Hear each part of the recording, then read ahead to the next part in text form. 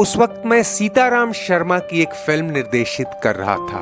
उनके दफ्तर आते जाते बीच बीच में अमिताभ नजर आ जाता था। सीताराम की एक फिल्म में अमिताभ और योगिता बाली ने काम किया था। ब्लैक एंड व्हाइट फिल्म थी जो पूरी नहीं हो पाई। ब्लैक एंड व्हाइट का जमाना धीरे धीरे खत्म होता जा रहा था। वो फिल्म भी डिब्बे में बंद हो गई। उस समय अमिताभ के बारे में मेरी कोई धारणा नहीं थी।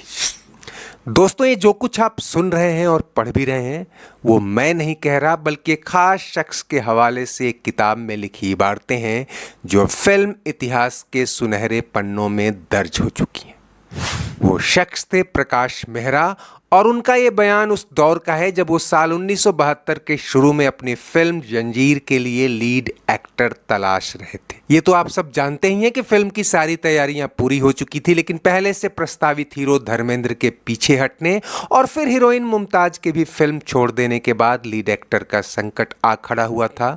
देवानंद और राजकुमार पहले ही फिल्म ठुकरा चुके थे, लेकिन हम यहाँ वो सब कुछ दोहराने नहीं जा रहे, बल्कि आपको फर्स्ट हैंड इंफॉर्मेशन के वास्ते इस किताब में दर्ज एक ऐसा वाकया उन लोगों की ही जुबानी आपको सुनाने जा रहे हैं जो इस सुनहरे इतिहास के किरदार भी थे और हिस्सेदार भी।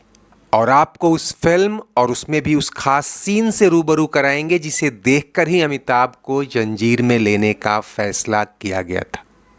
लेकिन ये सब कुछ अपनी तरफ से नहीं, बल्कि उनकी जुबानी और उन्हीं के नजरिए से। प्रकाश मेहरा को पहली बार प्राण के बेटे टोनी ने अमिताभ का नाम सुझाया था, और अब प्रकाश मेहरा की जुबानी सुनिए कि क्या हुआ। मुझे उसके अभिनय के बारे में कुछ पता नहीं था, कोई घनिष्ठता भी नहीं थी। जानने के नाम पर बस मैं उसे पहचानता भर था, उससे ज्यादा कुछ नहीं। ऐसे समय में एक दिन मैं जावेद अख्तर के पास गया। बातों बातों में जैसे ही मैंने टोनी के प्रस्ताव का जिक्र किया, जावेद ने कहा, मैं भी आपसे उसी के बारे में कहने जा रहा था। ये सुनकर मैं हैरान हो गया। हैरान इसलिए हुआ कि अमिताभ बच्चन के बारे में मेरी पहले से कोई धारणा नहीं थी, मगर दो लोगों ने करीब करीब साथ ही उसका नाम लिया। मैंने जावेद से पूछा कि आपके दिमाग में अचानक अमिताभ का ख्याल कैसे आया। उन्होंने कहा, उसकी एक फिल्म शहर में चल रही है, उस फिल्म का एक दृश्य मैं आपको दिखाना चाहता हूँ, इसके बाद आप कहिएगा कि मुझे उसका ख्याल कैसे आया। फिल्म थी बॉम्बे टू गोवा, और बिना समय गंवाए प्रकाश मेहरा को लेकर जावेद अख्तर बॉम्बे टू गोवा देखने चले। और अब ये दोनों बॉम्बे टू गोवा के उस सीन तक पहुंचे, उसके पहले एक और बात।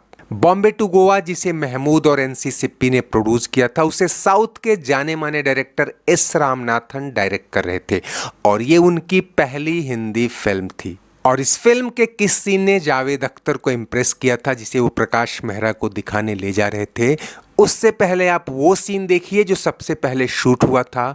और यहाँ इस फिल्म के लिए एक तरह से अमिताभ की परीक्षा भी होनी थी। असल में बॉम्बे टू गोवा में पहले जितेंद्र को लिया गया था, लेकिन उस वक्त वो पहले ही 6 फिल्में साइन कर चुके थे, और तब के रूल्स के मुताबिक कोई एक हीरो एक समय में 6 से ज्यादा फिल्में नहीं कर सकता था। ऊपर से जितेंद्र की फीस तब 3 लाख रुपए थी।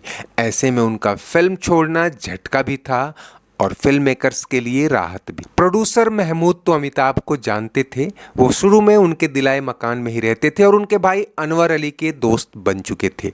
ऐसे में एनसी सिप्पी और एस रामनाथन के साथ पहली मीटिंग में महमूद ने अमिताभ से सिर्फ इतना पूछा कि नाचना जानते हो? अमिताभ ने कहा, थोड़ा बहुत जानता हूँ, बाकी सब सीख लूंगा। महमूद के भाई अनवर अली के मुताबिक एक दिन भाईजान हमें ताज होटल में ले गए, और वहाँ ब्लो अप नाम का रेस्तरा था। वहाँ डांसिंग फ्लोर पर अमित नाचा तो कुछ खास नहीं, लेकिन उसे सुर ताल की समझ है, ये बात सब समझ गए, और उसी दिन उसका चुनाव हो गया। अब डायरेक्टर एस रामनाथन की माने तो बॉम्बे टू गोवा के लिए अमिताभ का पहला सीन भी उसी डांसिंग फ्लोर वाले माहौल में शूट किया गया। इसके लिए सीज पैलेस होटल बुक किया गया था। वहाँ एक गाना था जिसे उषा उत्थुप ने गाया भी था और एक्ट भी किया था। सीन के मुताबिक उनसे मनपसंद गाना गवाने का अनुरोध जब जिद की हद तक पहुंच जाएगा, तब अमिताभ को सैंडविच खाते खाते अरुणा ईरानी की नकल करनी थी। एस रामनाथन कहते हैं कि मैंने पहले ही शॉट में उसे ओके कर दिया, और मुझे लगा था कि एक्टर आगे चलकर एक बढ़िया कॉमेडियन बनेगा। लेकिन दोस्तों, जिसकी किस्मत में एंग्री यंग मैन बनना लिखा था, उसके लिए तकदीर कॉमेडी सीन के बीच भी कुछ ऐसे सीन लिखवा चुकी थी। और यही वो सीन है जिसे दिखाने के लिए जावेद अख्तर प्रकाश मेहरा को सिनेमा थिएटर लाए थे।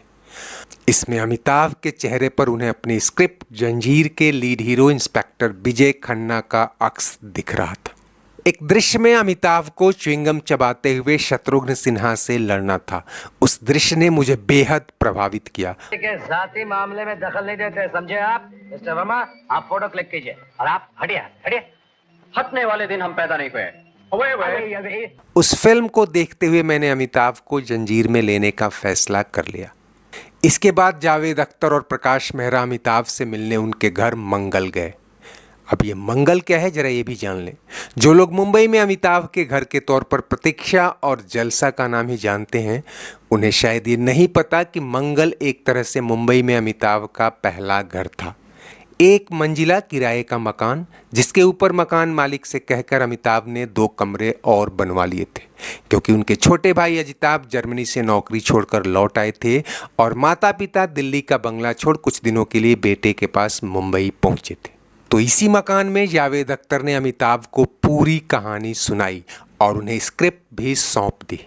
और ये भी हैरानी की बात थी, क्योंकि तब तक जावेद अख्तर या कोई भी बड़ा राइटर किसी को पूरी स्क्रिप्ट देना तो दूर, किसी के लिए पूरी स्क्रिप्ट एक बार में लिखते भी नहीं थे। उन दिनों जावेद के लिए होटल हॉलिडे इन में एक कमरा रिजर्व रहता था, जहां वो प्रोड्यूसर डायरेक्टर्स के साथ मीटिंग करते थे और अगले 5 दिन की शूटिंग स्क्रिप्ट थमा देते।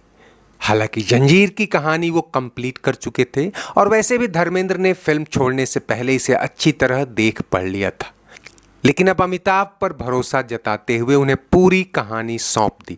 लेकिन यहाँ खुद अमिताभ का भरोसा डगमगाया हुआ था। वो पूछ बैठे, आप लोग मुझे इस भूमिका में क्यों लेना चाहते हैं? जावेद ने कहा, you are the best choice. फिर अमिताभ ने पूछा, आप लोगों को लगता है कि पुलिस इंस्पेक्टर के चरित्र का द्वंद्व, उसका क्रोध, उसकी हताशा वगैरह मैं निभा पाऊंगा? जावेद अख्तर और प्रकाश मेहरा ने उन्हें भरोसा दिलाया था कि हाँ, हमें भरोसा है। आगे मेहरा कहते हैं कि जावेद ने होटल हॉलिडे इन के कमरे में बैठकर मुझसे कहा था, अमिताभ के संशय का कारण ये भी रहा होगा कि उसने अभी तक कवि, डॉक्टर, वकील जैसी भूमिकाएं ही की हैं और इन फिल्मों की असफलता से उसमें निराशा घर करने लगी है। लेकिन हम लोगों ने तय कर लिया कि ये रोल अमिताभ के अलावा कोई और नहीं कर सकता। जया भादुड़ी को हीरोइन लिया गया। फिल्म का बजट 50 लाख रुपए सोचा गया था और अमिताभ को 50,000 रुपये फीस पर साइन कर लिया गया। जब तक बैठने को न कहा जाए शराफत से खड़े रहो। यारी है ईमान मेरा यार मेरी। और दोस्तों अब आते हैं उस सीन पर जो जंजीर में अमिताभ की शूटिंग का पहला शॉट भी था और यहाँ प्रकाश मेहरा का भरोसा यकीन में बदल गया कि अमिताभ को लेकर उन्होंने कोई गलती नहीं की। फिल्म के तब के सबसे सीनियर और महंगे किरदार थे प्राण। ये पुलिस स्टेशन वाला सीन है जो पहले इसलिए रखा गया था कि एक जमे जमाए दिग्गज और एक स्ट्रगलर के बीच टकराव का ये सीन अगर ठीक ठाक निकल गया तो आगे का रास्ता भी साफ हो जाएगा। ये पुलिस स्टेशन है, तुम्हारे बाप का घर नहीं। प्राण ने प्रकाश मेहरा से जो कुछ कहा उसे आप भी सुनिए। आज आपसे कह रहा हूँ, हिंदी फिल्मों में एक बहुत बड़ा अभिनेता आ गया है। मैं दीवार पर लिखी इबारत देख रहा हूँ। अमिताभ बच्चन सिर्फ अच्छे अभिनेता ही नहीं, संभवतः ग्रेटेस्ट स्टार भी होने जा रहे हैं। और दोस्तों उसके बाद जो कुछ हुआ वो ना आपसे छुपा है और ना बताने की ज़रूरत है।